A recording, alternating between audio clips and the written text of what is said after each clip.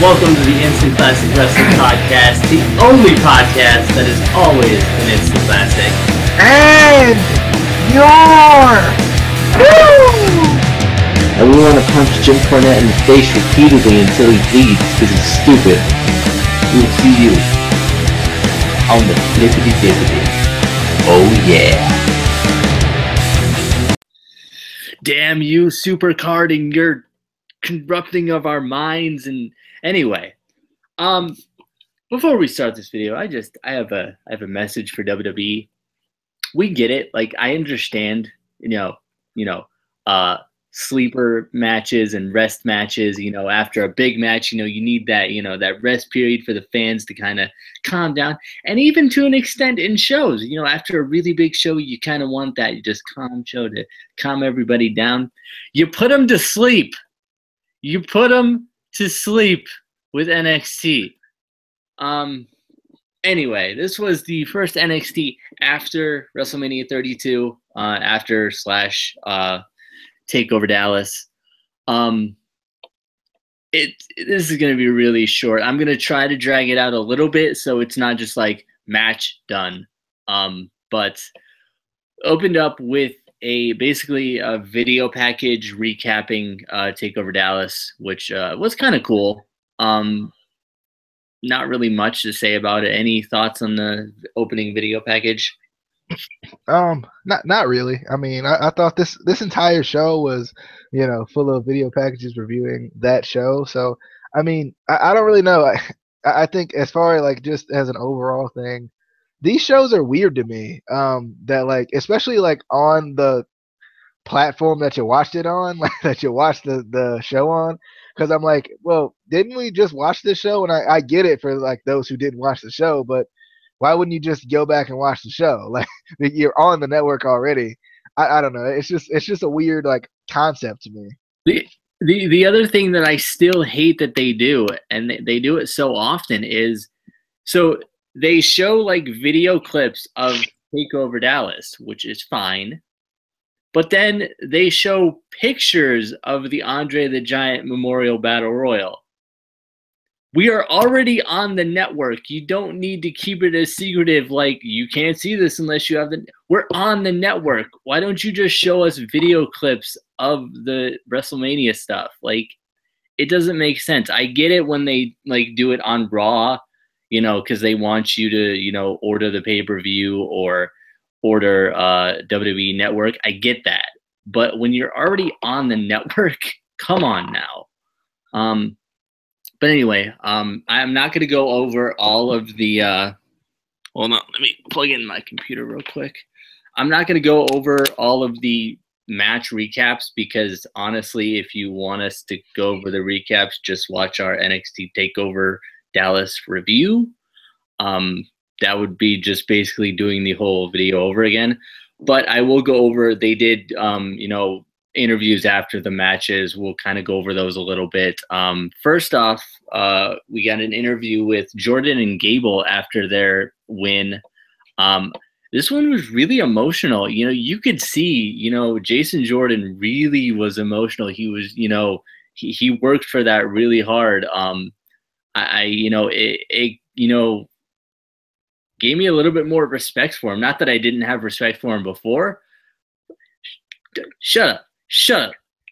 No, but just seeing somebody with that passion, that that emotion after winning something, it's cool, because there's a lot of guys in professional wrestling, especially in the bigger WWEs, the TNAs, who are just there for a paycheck and whatever.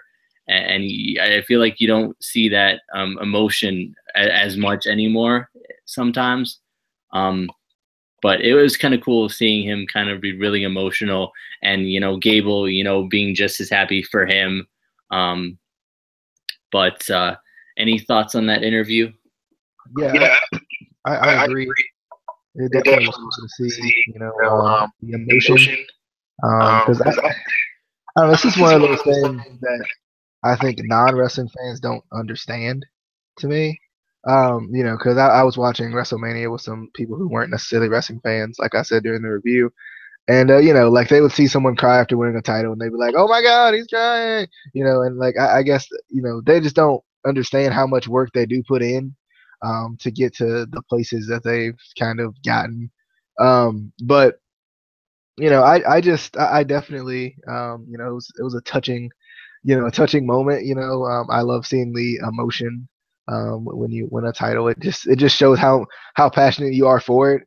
I mean, I know Casey is not the biggest fan of other athletes turning into wrestlers, but we've even seen emotions from them, which is even, I think, even better because you, those are the guys you think that aren't passionate about it, but just a shot at Casey right there, just a little bit. But Anyway, moving on.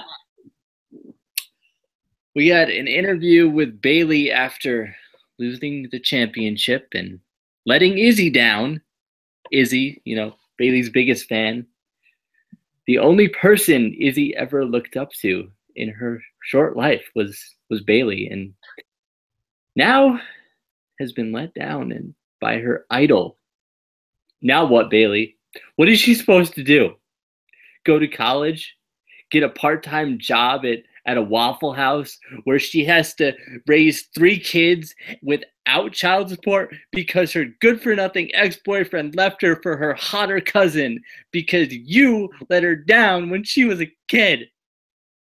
I don't know where that came from, but like I said, we have to draw this out. So, but for real though, you probably let her down a little bit.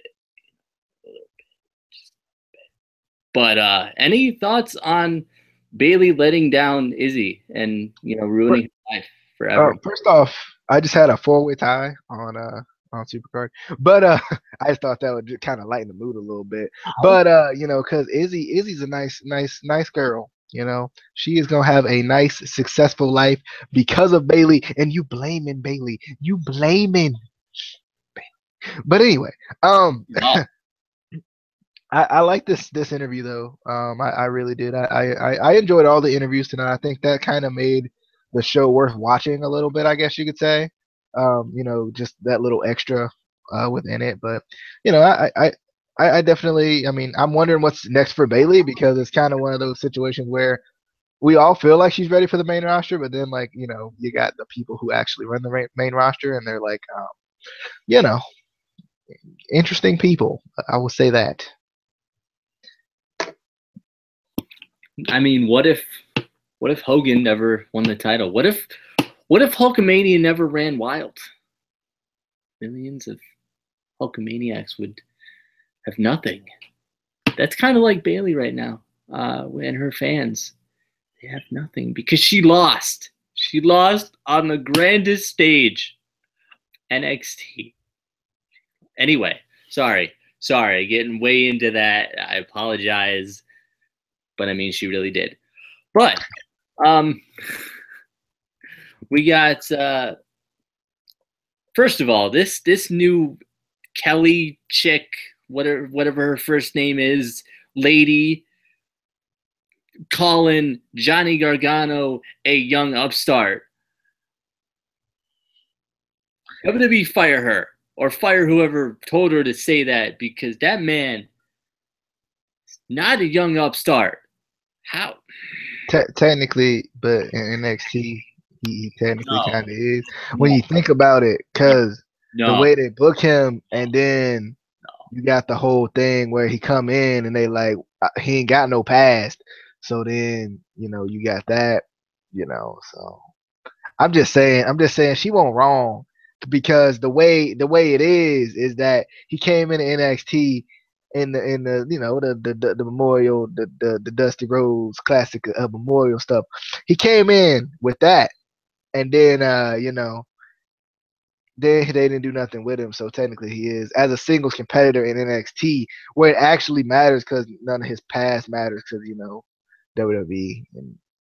Well, I mean, let's move on to somebody who recently debuted and apparently his past matters. I don't see why his past matters and Johnny's doesn't. But anyway, Austin Aries. This is nothing against Austin Aries. This is it's a WWE thing. But anyway, he gets an interview after his win, and he is the man. That's all I wrote. Austin is the man. He knows it too. He knows it. But anyway, any thoughts on Austin Aries having a past and Johnny having a past? Because that's discrimination. It's weird. It's weird because Johnny Gargano's mainstay was not in TNA, which doesn't exist. Whereas, Austin Aries, he was from Ring of Honor, but his last stay before was TNA. So it's just funny that he got a pass, but TNA don't exist. And then I'm just confused. I'm just really confused about what exists and what don't. Because, it's just like, like if I went to WWE, like would this exist or like what would happen? But yeah, Austin Aries is the man. I will agree. I like him a lot. I think he's a good fella, and I like the little facial hair thing. I don't know how you do that. I mean, first you gotta grow the full beard, and then I can't do that. It don't grow like right here. It just stopped growing. Yeah. Mine only grow right here and like a little bit up here, But anyway, next I've decided this week. I don't want this No Way Jose to debut. I just want a weekly No Way Jose dance party on every episode of NXT. Just a random, 5-minute, dance party with No Way Jose. Just I think that should be a thing that they should do, because let's be honest. Like we said, this is kind of probably be an over-the-top racist, gimmick, and we all just want to dance. That's really all it is. But anyway, any thoughts on the excitement of building of No Way Jose? No. I just think it's funny because we complained about certain things that don't change on a weekly basis. And this is that. But I don't hear any complaining. So I'm gonna complain. Give me something like a flash in the pan or something. Just a flash where maybe see a face or something, or maybe see some facial hair, or maybe see a foot. I don't care. Just give me something. Anything more than just no. Wait. Oh, that. I mean, because it gets me going. It give me hype and whatnot. But I just don't have nothing to gravitate towards because I'm like, what's going on? Like, what is this? Like, tell me. But tell me. Wait. When is the last time we saw Fandango? I feel like this might be a repackage. I'm thinking. It's been a minute. He might have been in the Andre Memorial Battle Royal, but they didn't announce people, so I don't really. I mean, but that didn't even matter. But anyway, moving on to Elias, the match of the night, literally the match of the night, the only match on this card. Elias Sampson versus Apollo Crews. I think that's how DJ would say it. I don't know. That's how he says that. Bobby Roode. So anyway, holy crap! Sampson talked and didn't sing for a second, and then he went on to sing, and it made me really unhappy. But anyway, since this is the only match of the night, I'm gonna give this to DJ because I would feel. I totally wrote a lot of notes on it too, so it's not even that. It's just that, I really didn't think it was a good match. I love Apollo Crews, but I did not think this was a good match at all. I felt like they could do a lot more with this, especially with it being the only match of the night. But DJ, thoughts on the match? All right, let's talk about the match of the night. So, I don't know. This was an interesting match to me. But it was really slow, I think was the thing.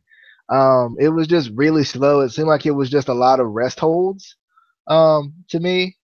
There's a lot of rest holds, a lot of Apollo Crews trying to work the arm. Then when Apollo Crews got going, obviously you were like, okay, I see, okay. But I was surprised. Like my issue is, what are they doing with Elias Sampson? is what I'm trying to figure out, because Apollo Crews just debuted on the main roster, so I expect him to lose his match. And this is the second straight loss for Elias Sampson, but I don't know if there's going to be like some kind of reaction by Elias Sampson besides getting up and being like, because that's pretty much how he looks when he gets mad, So I'm trying to figure out, is there going to be something like some kind of reaction that like puts him on the map, or is there going to be like, is this just going to be like a dead character and they're just going to like, he's just going to lose because, why not? But anyway, thoughts on this match? I just really think this was horrible booking. I think they never should have. I understand that NXT is pre-recorded, so some things it's kind of hard to do storylines at sometimes. But I think they should have just never started this storyline with Apollo Crews and Elias Sampson if you were going to what felt like it was an official debut on Raw, and then he had a match on SmackDown. So it's like, okay, I'm guessing he's officially on the main roster, but then you have him back in NXT in another match, and I just think they should have never started this Elias Sampson, Apollo Crews storyline and just put him up to the main roster. Then we wouldn't have to be confused. Was it just a test debut? Is he officially on the main roster? Is he still in this feud with Elias Sampson that's going to go nowhere? But this match was just, it was so boring. And I think it was because it was so slow, the break in between the match advertising things coming to the network was more exciting than this match, to be honest.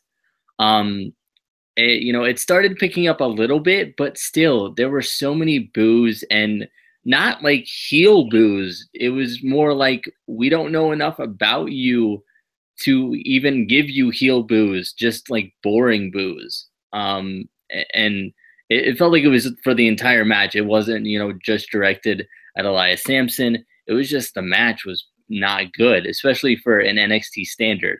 NXT kind of has built up this standard of good matches. Even if you are, like somebody that was recently on the show the other day and think that everything below the main roster is jobbers. Still, they've built it up to, it means something. It's developmental, but it means something. It's really good matches. And I think this missed the mark. At least they should have added one more match on this show too. I get it was a recap show, but come on. But we did get a interview from Nakamura after his match at TakeOver, and I think possibly, maybe, hopefully, Funaki might be Nakamura's #1 translator/manager. I really hope they do something with that. I really hope they keep them together. I know they have Funaki on, Edge and Christian show that totally reeks of awesomeness, but which totally reeks of awesomeness, by the way. It does. You can smell it. You can smell the awesomeness. But I really hope they do kind of keep them together. I think that would be something cool, something different a little bit. Even though Funaki translating for Nakamura isn't much of a translation, because I have no idea what the hell Funaki is saying half the time anyway. So like, he's going to need a translator for him too. So let's be honest though. I think Funaki's translations are pretty clear. From the past couple times I've seen him, he sounds a lot like Howard Finkel, I think was the guy. He does. He does. It's weird how he sounds like Howard Finkel in Edge and Christian show that totally reeks of awesomeness, but on NXT, like, it didn't sound the same. It was weird. I don't know if was he sick that day? I don't know. But yeah, that was literally was your NXT for this week. There was nothing else. I'm excited for next week, see what happens. Hopefully we'll see more matches, maybe see more feuds built up. Maybe they'll finally give my girl Alexa Bliss a storyline and a push and something. I feel like they kind of have to start using a bunch of, at least the women that they haven't been using for a while, just because pretty much all, except for Bayley, who probably is going up soon, all of them are on the main roster. So, you have all the kind of mid-card jobbers on NXT that are going to have to, be pushed now. And it'll be interesting to see who, who gets a feud and storyline with Asuka for the women's title. Obviously, they're going to have like a Bayley try to get like a rematch, which I don't know why they do that, because no one has ever won the title like second time. So I don't know why. But any thoughts before we leave the fine people that are not watching right now? Why ain't nobody watching live? Why? Did you unlist the video? That's usually how that works. Yeah. That was so they can't see it at the point that it's happening. And anyway, yeah, I thought this show was not terrific. It wasn't that great, but I'm interested to see what they're gonna do with Elias Sampson, especially, just because I was happy that they gave him a gimmick, but I don't know if it's necessarily working. I don't know if they're like putting it all into like as much as they can into it or not, either. But I'm kind of wondering what's gonna happen with different feuds as well, because obviously we got that confusion with the women's division now, in NXT, and kind of with the main title picture too, with the NXT title picture too. It's kind of confusing. So, it should be interesting. I'm intrigued.